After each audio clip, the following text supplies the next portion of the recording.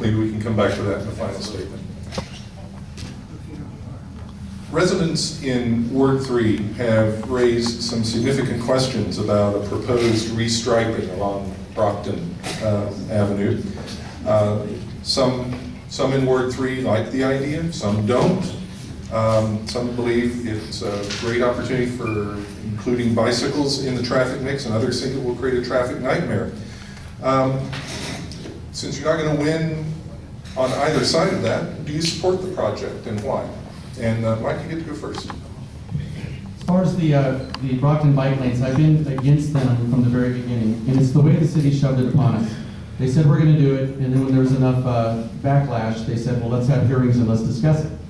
I reached out early in the campaign to the Riverside Bicycle Club, and they're the oldest club west of the Mississippi. They were formed in 1891, 2 years before our county left San Bernardino County to become Riverside County.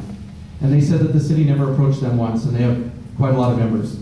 And they're not for it for the majority of the folks that were in that bicycle club. Out of the people that were there, it was very few. I've looked at that street, I've talked to the people, probably about 85 to 90% of the people that I've spoken with over those 12 weeks say that they're against it because they said that putting parking along our street on Brockton is dangerous. And I agree with them, with cars pulling out and lining up the traffic into one lane. They said that we got rid of the parked cars because of so many accidents. Now they want to put the parked cars back. At least in the Ward 3 side of Brockton, coming south of Harupa, it does not look like a good configuration. It looks like it's an unsafe roadway if we do it that way. Okay, Valerie?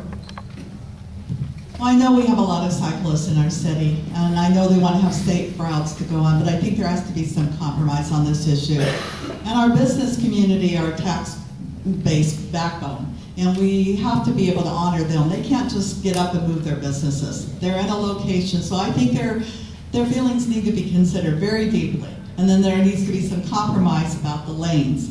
This is not it's a grant, but it's not a fully funded grant. So there will be a cost to the city with this going forward.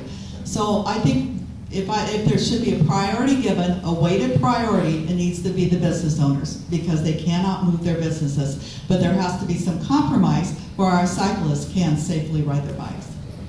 Mike, another 30 seconds.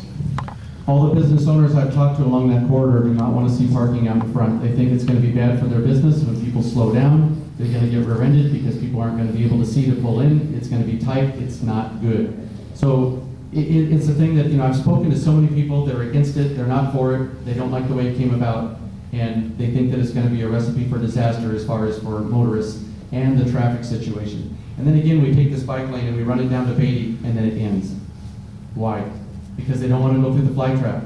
If it's going to end at Beatty, the bicyclists aren't going to stop and camp out there.